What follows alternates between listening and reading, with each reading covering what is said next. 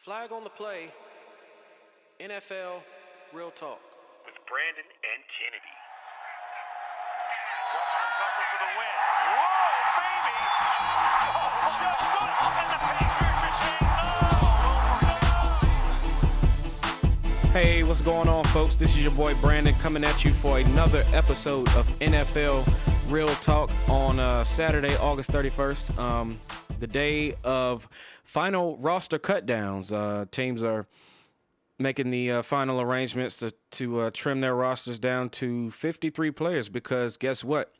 Season's starting next Thursday. Yes, my friends, it's been a long wait, but the NFL regular season is finally almost upon us. We'll get ready to kick things off on next Thursday. But like I said, today teams are going to be cutting down their rosters to 53 players, and one player in particular that I want to kind of focus on just for a few seconds is your boy who can't stick with a team as a quarterback to save his life, Tim Tebow. Boy, you look like you about to be mad as hell, boy. Get going down. Come on, boy, let's get the moving, boy. Yes, my friends, Tim Tebow today got released by the New England Patriots. Let me share something with you.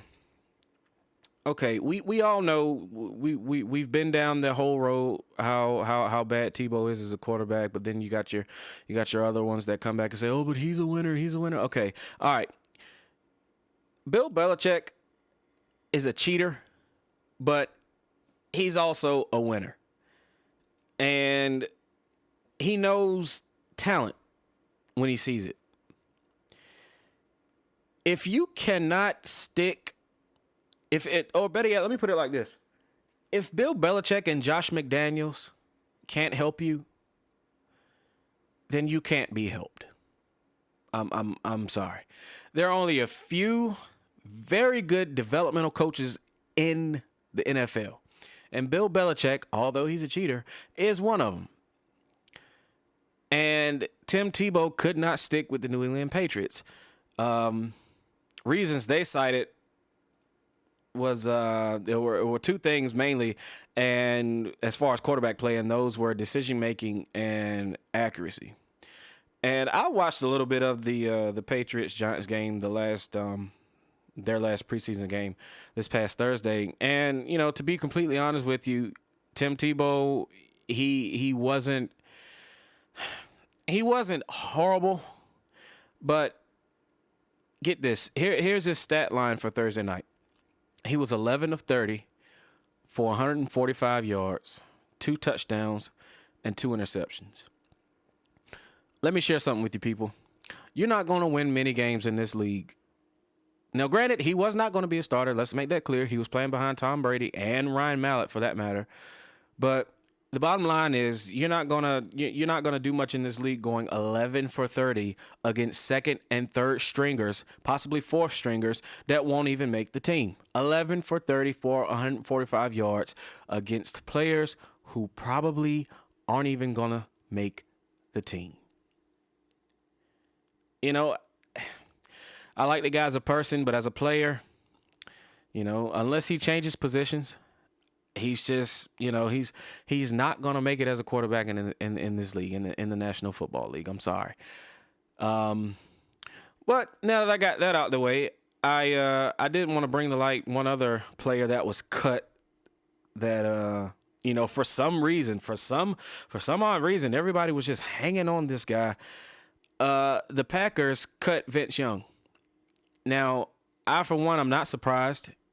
The guy, you know, he's been out of football. Granted, he came back into camp in shape, but I didn't get what all the hoopla was about this guy when the Packers signed him. Everybody was so excited. Yeah, they got Vince Young. They're going to be running the read option. They got Vince Young.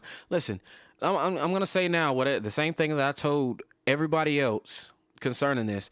And if you honestly thought going in when the Packers signed Vince Young, if you honestly thought that they were going to take Aaron Rodgers off the field just so that they could get Vince Young on the field to run the read option, if you honestly thought that, then I suggest you go seek mental help immediately. Aaron Rodgers, Super Bowl winning quarterback. If you thought they were going to take Aaron Rodgers off the field for Vince Young, then I want some whatever trees that you're smoking, please pass them this way, because it's got to be some good stuff. You know, Vince Young, this is a case where Vince Young could not stick on a good team as a backup quarterback. And everybody thought last week after the Packers cut Graham Harrell that was a telltale sign that, oh, Vince Young's won the backup quarterback spot. Newsflash, he's out of there. And they got, they got some guy named some quarterback named B.J. Coleman, who's going to be Aaron Rodgers' backup.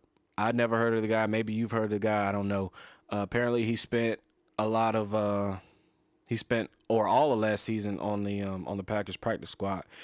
But apparently, they figured B.J. Coleman, whoever this kid may be, was better than Vince Young as their backup quarterback. Feel about it how you may. I saw it coming, but anyway, moving on. Still talking quarterbacks. Let's go to the New York Jets for a second.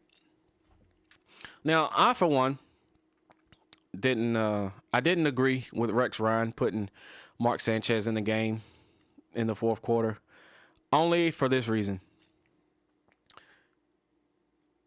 As bad as the quarterback situation is in New York for the Jets, I personally feel, even though they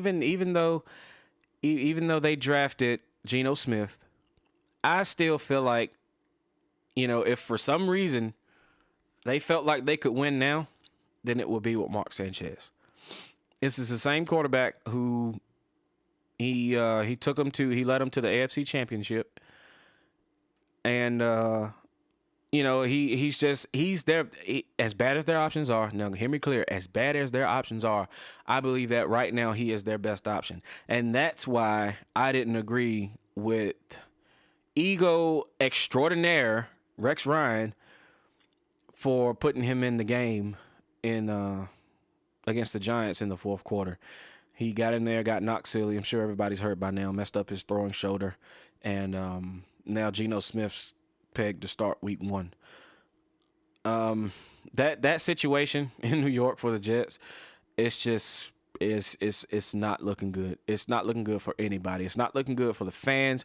It's not looking good for the players. And it surely isn't looking good for Rex Ryan. I, for one, think he's going to be out of a job mid-season, and somebody's going to come in and take over. I don't feel like he can take this team any further than they've been in the past. And talent-wise, I would put them at the bottom of the AFC East, behind New England, Miami, Buffalo. Yeah, I can easily put them in the basement in the AFC East. Talent-wise, across the board, I don't think this team is going to do much at all this season. But after all, all in all, it'll be a good learning experience for Geno Smith. I like the kid. He's got a big arm, but he's not accurate, and he prefer to run rather than pass. I don't want anybody ever to get him confused with RG3 or Cam Newton just because of his skin color. Talent difference is night and day. Even from Cam Newton to RG3, talent wise, night and day. You can't. I'm not going to spend too much time on this, but let me just hit on something real quick. There's this perception that because an African American quarterback is black, that they're all the same. That they all can run, four 340s, and they all have the ability to be like RG3. Look, let me tell you something. RG3 is a freak of nature. He did things his rookie year that have never been done, and he led his team to a division championship. Last couple games pretty much on one leg. The talent level, the difference in talent between Cam Newton and RG3 is night and day. Physically, yeah, they're kind of the same player, but RG3 is a lot more accurate. But where it counts most, mentally, RG3 has such an elite level already of understanding the game that you can't put him in the class of your other African American quarterbacks. They're not the same. They are not the same. Now, granted, with all that being said, I think Cam Newton's going to have an awesome year this year. I think that he has enough talent on that team, and their defense is good enough to challenge for a wild card spot in the NFC playoffs for this upcoming season. Now, how likely that is to happen remains to be seen. I don't know, but just my gut feeling. I live here in North Carolina, so I get a lot of I see a lot of coverage with the Panthers. I see a lot of Panthers games, and I know it's preseason, but just from my observations of preseason, they look to be really strong defensively. They look to be really, really strong defensively, and they look like they're going to be able to run the ball this year. And the more you can run the ball, the better chance Cam Newton has of succeeding. And that's pretty much with any quarterback in the league. The better you can run the ball, the better chance of your quarterback has at succeeding. It won't matter for the Jets, but for everyone else, just about it will. And speaking of quarterbacks, before I pass it over to Kennedy, the Buffalo Bills are going to start, and I'm sure you've heard of it by now, the Buffalo Bills are going to start undrafted rookie quarterback Jeff Tuel week 1. Boy, you look like you about to be mad as hell, boy. Let's go ahead and just have a moment of silence for Jeff Tuel and his NFL career. Wow, there it is. This is going to be epic. It's going to be epically, if that's a word, it's going to be epically bad for Buffalo this season. Every year, they add talent through the draft, they add talent through free agency. Every year, we're putting Buffalo in this category of teams that are ready to take that next step up and possibly challenge New England for AFC East supremacy. But once again, because it's the Buffalo Bills, they never let us down, never ceases to amaze me. They're going to once again be fighting with the Jets for the basement position in the AFC East. Now, granted, they couldn't have predicted that things were going to go this bad in the offseason and leading up to the preseason or leading up to the regular season. They had no way of knowing that EJ Manuel was going to require surgery on his knee, get hurt and require surgery on his knee. They had no idea that Kevin Cobb, They had no idea that Kevin Cobb was going to be out for the season, placed on IR with another concussion. So, it was pretty much out of their hands, but that still, it still doesn't take away the fact that things are going to be historically bad, especially at the quarterback position for the Buffalo Bills this year, maybe next year. And with that being said, we're going to roll in our Mayweather segment with none other than my man Kennedy in Washington, D.C. I'll be back in a sec. Do you think he's coming back? I don't know.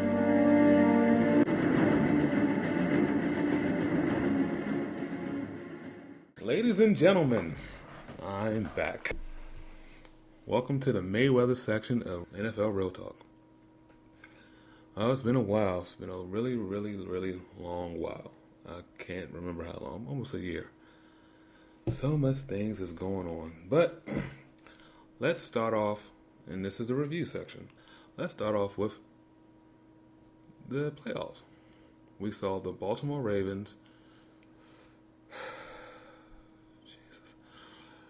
beat my Denver Broncos and then wax the New England Patriots, those cheating bastards, to get to the Super Bowl.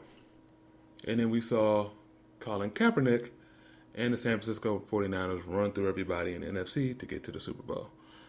And then you saw pretty much a beatdown until, quote-unquote, Beyonce shake the bootylicious too much and blew out the power of New Orleans. But let's be for real. That's a crappy stadium in a city that just got over Katrina. They couldn't handle it. So, Baltimore lost its momentum. San Francisco came back, but San Francisco still stinks, in my eyes, and so they lost to Baltimore. And Baltimore and God's best friend, Ray Lewis, won the NFL title. And Joe Flacco finally proved, even though he had 7 playoff wins going into that game, he finally proved that he's better than Matt Ryan. Yes, Matt Ryan blows. He effing blows. So after the Super Bowl, we get the crappy Pro Bowl that nobody watches and nobody really plays. And then NFL proceeds to have about 27 arrests after the playoffs. 27. And some of the charges are, your standard DWIs, possession of marijuana. One is cheating at craps. Lame did that. Quentin Carter of the Denver Broncos. Cheating at craps. I can tell you don't make no money. Public intoxication, Mr. Cody Grimm. And then DUI, assault, arrest, third degree assault, and domestic violence. Some lame named Speedy, Rolando McClain, disorderly conduct in Alabama. This lame, he got drafted by Oakland. And you would think all the problems that could be in Oakland. He never got arrested in Oakland. Oakland, the town, Oaktown, home of Hammer. If you can't get arrested in Hammerstown, come on, what are you doing? But every time he goes to Alabama, he gets arrested. And then he got traded to Baltimore. He went back to Alabama and got arrested again. And now, all of a sudden, he just retired because he loves Alabama for some reason. I don't know. You love the Klan like, I don't know, fat white women love black dudes. And more marijuana, and then DWI, and then, Pac-Man. See, Adam Jones said he reformed himself. I'm no longer committing problems. So he was at a Cincinnati Red game. And, he was just watching the game, enjoyed himself. I believe that. And 2 women came up to him, drunk, and one threw her drink in his face. So unlike a normal individual, when someone assaults you with, it is alcohol, you will, call security over and have her kicked out. Because especially for a person who has a history of violence. No. He went Pac-Man and backhanded her like she was one of his hoes walking the stroll. And yet he got arrested again. And we got Jason Peters for street racing. This lame can't stay healthy or protect a quarterback, but he can street race. Freaking loser. And then we got Titus Young. My man Titus got arrested twice in one day for drunkenness and then burglary. This is the same lame who Titus. Well, if you probably don't know him, you probably don't know him because he never put up any points or did anything. He said he was on the same team with the Detroit Lions and said he was better than Megatron. This little lame said he was better than Megatron. Someone should have known he was crazy then. But no. And then he get arrested. And when arrested, he looked like a burnt out crackhead from 85. And then his daddy come out and said, my boy got problems. No S. I mean, geez. How many times do your boy have to get arrested before you know that he has a problem? I guess you like that money so much, you didn't really care. And then finally, the biggest news story of the year as far as NFL in the summertime, as far as, arrest. I'm not going to dwell on this because everybody has. It's been on CNN. It's been on countless other TV shows, MSNBC, NFL Network, ESPN. All I'm going to say is this.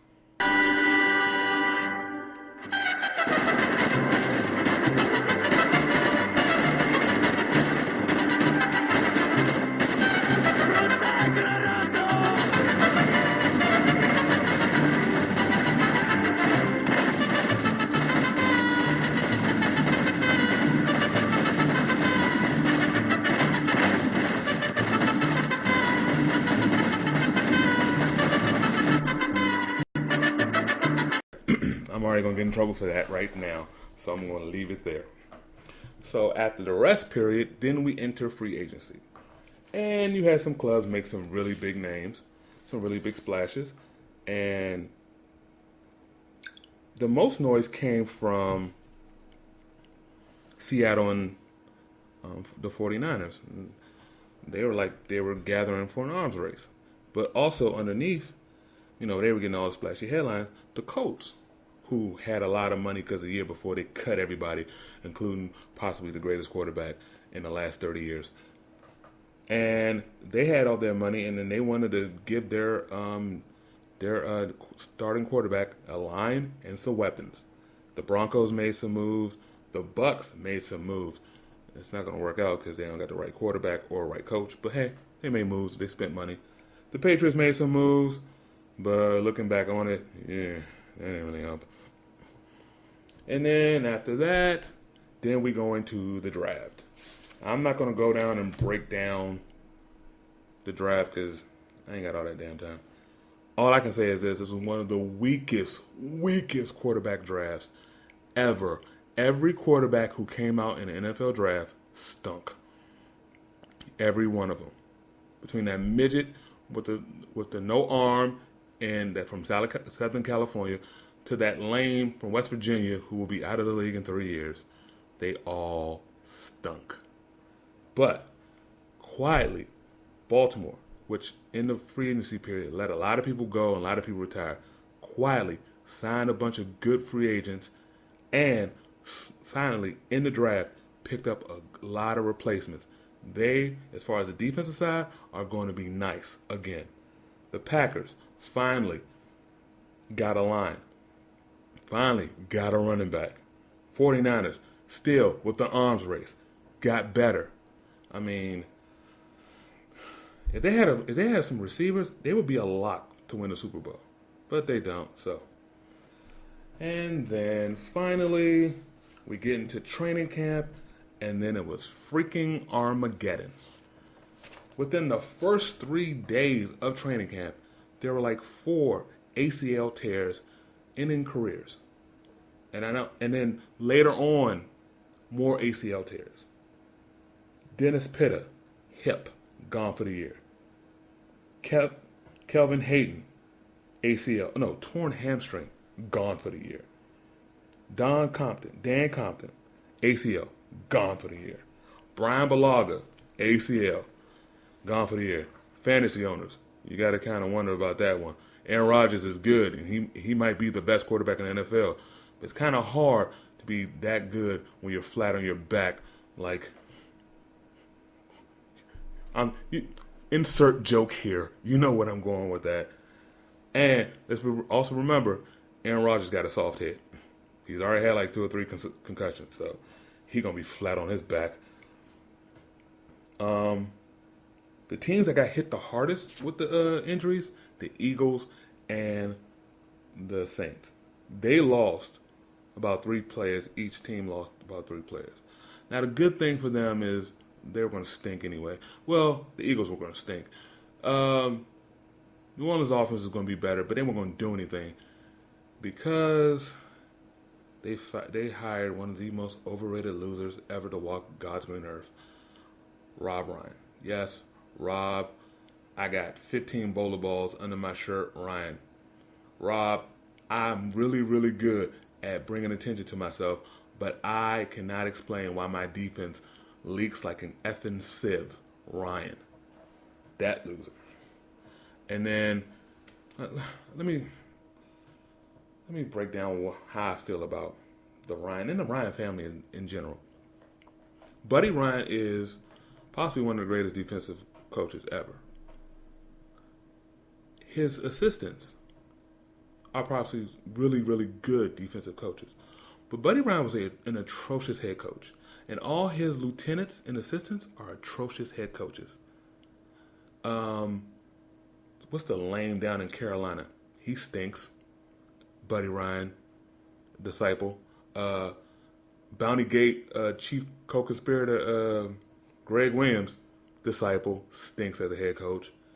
Jeff Fisher, yeah, I know. People are saying, Jeff Fisher? Yeah, sucked. Go back and look at his record. He was in Tennessee for almost 20 years. He only had really 3 winning seasons. The rest of the seasons were a bunch of 8-8s and 7-9s. Another overrated loser. And then you have his son. Now, I actually think his son could be, a different beast. I actually think he could be a good head coach. The problem is he's in an awful organization known as the New York Jets. Whatever CFL or Arena League team they got in New York, the Jets are their little brother. They are a poorly organized organization which will never win. All they care about is being in the back pages of the New York Times and Post and the Daily News. And the owner of the company, Woody Johnson, all he's worried about is making sure his baby oil sales from 29-year-olds, from 12-year-olds to 29-year-old men stays at the right, at the winning margin that it is, that bringing them all that money. Baby oil. And then now people are getting mad at Rex. Rex for having Sanchez come out there. Well, no offense, he stinks. He effing stinks. And he can't beat a loser from West Virginia. And then he walks around like a Puerto Rican Hulk Hogan with that dumbass mustache. I mean, Jesus Christ. So Rex put a Mario Lopez little brother in the game in the 4th quarter and he got hurt. So the hell what? Earn your job, loser. So that was the review of the past 12 months in the NFL season. Oh, for those of you new to the program, or those of you who forgot, I'm going to break down what Mayweather is. The Mayweather segment is. The Mayweather segment I came up with after watching the first episode of 24/7 De La Hoya Mayweather. After watching Floyd Mayweather Sr., Roger Mayweather, and Floyd Mayweather Jr. talk and act, I said to myself, people use the N-word on 3 different types of things. One is really negative. One is something stupid that they try to say it's like brotherly, which is dumb. Another one is just for ignorant stuff. And I thought to myself, the third part of that N-word, the ignorant part, I have to replace with the word Mayweather. Because I ain't never seen a bigger bunch of N's in my life between those 3. So sorry for Mrs. Mayweather. So that's where the segment came up from. And also, with Mayweather, there's a status level. Some people have it. Some people's status level is dormant, and it might rise up here and there. And some people's status levels is all-time high all day long. Shout out to the Hall of Famers, James Brown, Godfather. So status level was always high. Shout out to Marion Barry. Status level always high. All right, so I'm finishing up. I'm gonna send it back to the studios in Rocky Mount. Talk to y'all next week. All right, I'm back. That was Kennedy. Big shout out to him in DC for our Mayweather segment for NFL Real Talk. Before we sign off, I just want to. I'm gonna go through, and I'm not gonna go through all and choose records for all 32 teams. Most of you probably be upset if I did that anyway, because I didn't give your team a good record because your team's not as good as you think it is. But anyway, I'm gonna go through and choose division winners and wild card spots who I think is gonna make the playoffs this year. Starting in the AFC, of course, AFC East, division winner is going to be New England. In the AFC North, I'm going with Baltimore. That one will be pretty close. It's kind of a toss up between Baltimore and Cincinnati, but I am going to go with Baltimore. AFC South, yeah, last year was a no brainer with Houston, but this year I'm not so sure. I do think that they are still the best team in the AFC South. So I'm gonna go with them. Close second will be the Colts, and the AFC West. I'm going with Denver. They're clearly the class of the AFC West, clearly the class of the AFC, and could very well possibly be the class of the NFL. And hopping over to the NFC side, the NFC, I've got the Giants winning the NFC East this year. I've got Green Bay winning the NFC North, despite what a lot of people think that Chicago is going to rise up and win that division this year. I don't think so. I think it's still going to be Aaron Rodgers and the Packers. NFC South, I'm going with New Orleans. I'm looking for New Orleans to have a tremendous bounce back season under Sean Payton. And NFC West, I'm going with San Francisco. Still, I like Seattle. I like what they're doing, but I'm going with San Francisco. How can you bet against that defense? And my two wild card teams for the AFC would be Cincinnati and wait for it, Kansas City. You heard it here first. The Kansas City Chiefs are going to make the playoffs as a wild card team in the AFC. You heard it here first. I like what Andy Reid is going to be doing out there. And so, yeah, I think they're going to break through. I think Jamal Charles is going to be healthy for the majority of the season. And a healthy Jamal Charles equals wins. A healthy Jamal Charles and Alex Smith with the West Coast offense is going to equal wins. Watch what I tell you. Kansas City Chiefs in that last wild card spot in the AFC. Over on the NFC side, I think the NFC playoffs are going to be NFC East heavy. I'm going with Washington in the number 5 spot and Dallas in the number 6 spot. Sorry, Philadelphia fans, you're going to experience some really bad growing pains under Chip Kelly this year when he finds out that gimmicky offense that he runs will not work in the NFL. That's right, Atlanta, no. Not going to do it. Michael Turner was a better back than Steven Jackson. If Matt Ryan couldn't do it by now, I don't think he's going to do it. Seattle, again, I like what they're doing.